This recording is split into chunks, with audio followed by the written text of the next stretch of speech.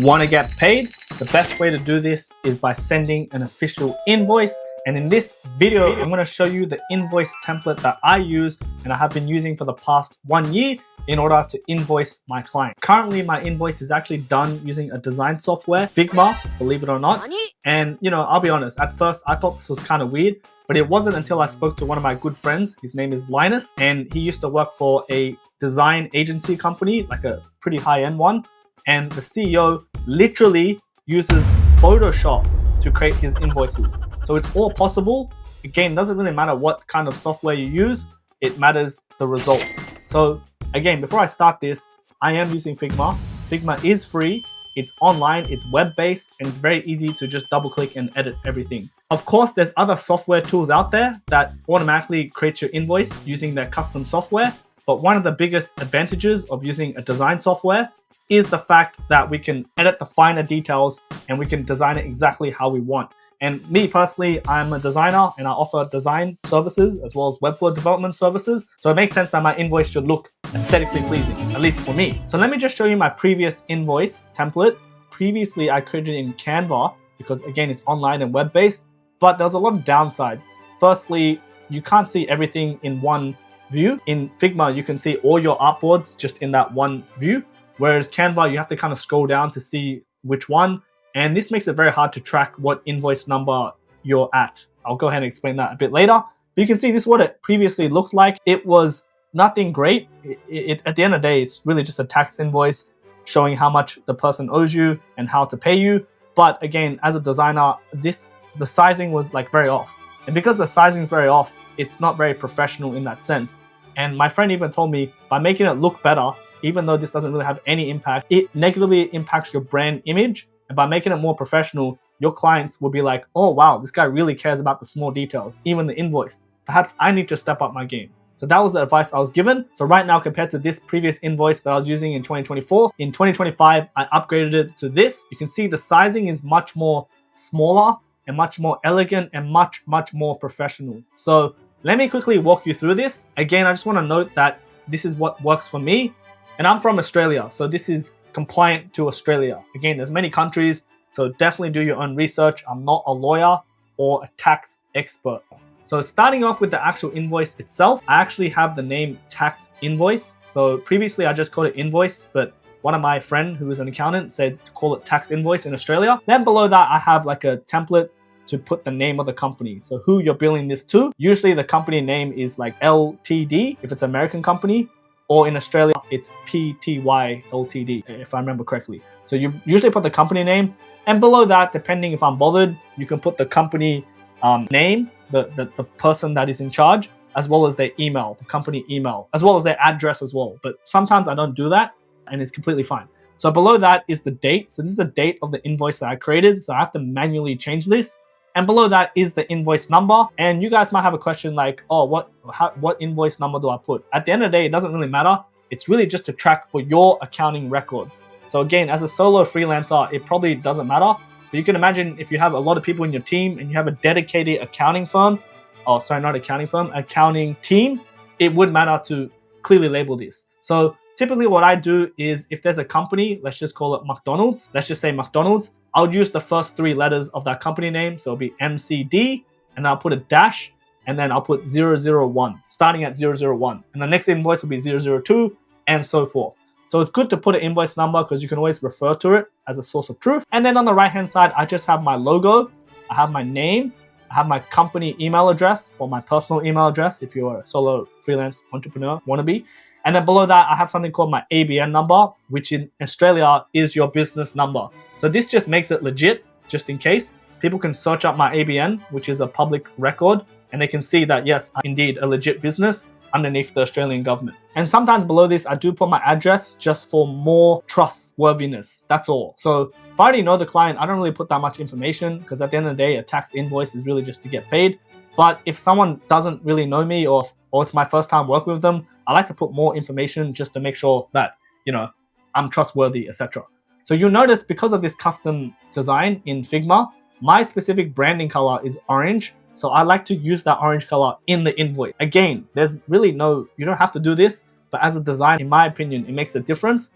And it also put your brand identity in the actual user experience. In this case, the person reading my tax invoice will be like, oh, this is branded really nicely. I remember this orange invoice. Because typically, if I pull up on the screen, this is what an invoice looks like. Everyone looks the same. They're using some sort of like same template. It's pretty boring, the same font, all this stuff. Cool. So below that is item. So I usually have the item on the left-hand side.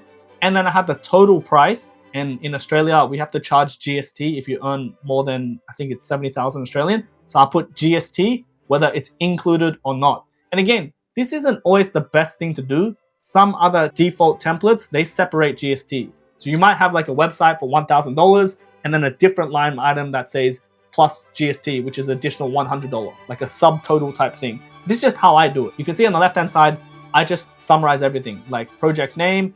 I'll put the URL of the website because, I do websites, and I just do a very, very short description. We don't need to go super long, but this is just a high level just to remind the client. Typically, before even getting to the invoice stage, you would have had some sort of discovery call and you would have agreed on a scope. And depending if it's applicable or not, you might have got them to sign a contract and vice versa. And this is just the invoice. So you don't need to put that much information, but sometimes I do put it a lot. And the reason why I sometimes put a lot is I want to make sure that the invoice is actually filled with like text. You can imagine if we didn't have this text right here, it's kind of very, very small and it doesn't, in my head, justify the price. If I just put a lot of stuff, it's like, oh wow, that's a lot of stuff in the invoice and I'm paying a lot of money. It's kind of justified. So these are like the small, tricks that I like to believe makes a difference. Whether it makes it or not, I don't know, but it makes sense, right? So below that, I usually put the scope and then I just put pages covered. Then I put something called like also included, which is almost like a bonus, Typically, unlimited minor revisions, maybe like 2 major revisions, gonna be fully responsive website, basic SEO optimization, a video tutorial, assistance to push the site live, and 30 days of support. Below that, I typically have a gray box, and this is just any special message like a disclaimer or terms and conditions. Sometimes I just put the delivery date, like max 7-day turnaround time from when deposit invoice is paid. Then below that, I put an orange box. So I actually have criticism previously because in invoices, it's almost like putting an orange box is like drawing the eye.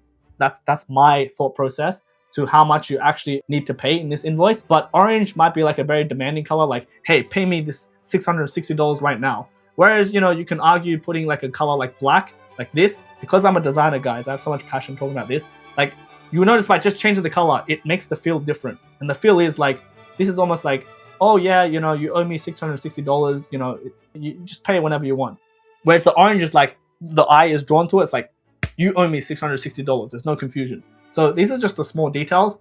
Again, typically in invoices, it's not really colored, it's like a darker color, but you can see how, design plays a crucial part, okay? Guys, I'm a designer. So anyway, side tangent. Below that is where I put my bank details. I usually say payment by bank transfer.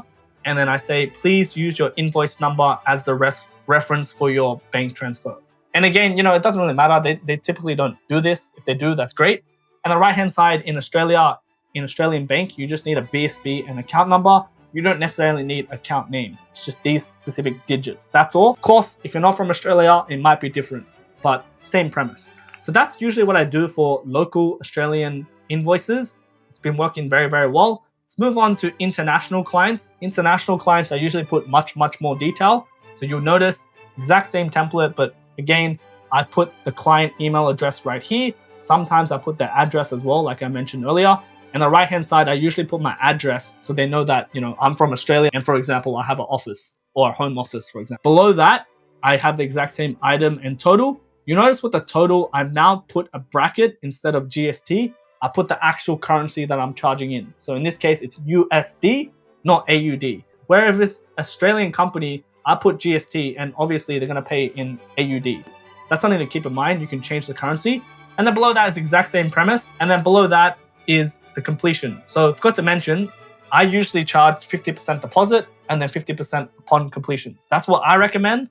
I recommend it in my freelance and business course. And I'm sure every single freelancer would recommend this. It's a very safe structure. The only time you might not want to do this is if you're charging like exorbitant amount of money, like for example, $20,000 for a website. You might want to break it up even more to give your client the peace of mind. For example, 10% on deposit, 20% upon design approval, 20% on webflow build, and 20% upon final conclusion. So in this case, if the deposit payment was already paid and this is upon completion, I'll change the name to upon completion. You'll notice in the previous one, it says deposit. So that's something to note. And then right here, you can see that's the price. So for example, if I go back to my previous one right here, $1,320 is the total price. And then the deposit, because it's 50%, I just have to go 1,320 divided by 2, which is $660. So that's how I usually do that. Sometimes, I'll be honest, this only happened to me one time. The client, for whatever reason, because sometimes invoices aren't done this way, they just sent me the total amount and not 50%. And that's when I have to refund them, etc.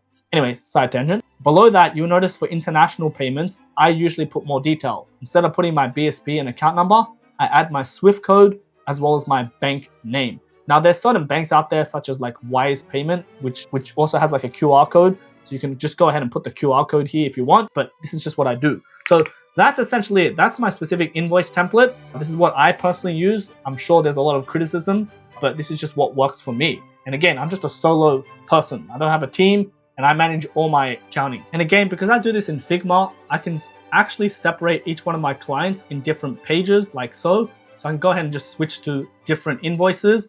And again, I can actually see where that specific invoice is. So for example, this specific website, I only have them one time. So if I want to make another one, I can just hold that duplication, move it to the right, and then change the deposit to completion, and then change the invoice number to the next number up of the previous one. So this is how I keep track very, very easily. And of course, in Figma, we can just export it in a PDF by the click of one button right here, export. So that's personally what I do.